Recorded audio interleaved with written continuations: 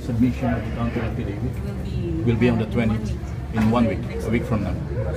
Okay. Ano po nangyari sir kanina sa loob? Ano po ang ginawa niyo?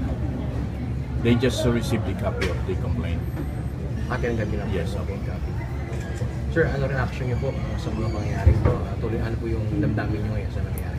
Well, first of all, yung tungkol doon sa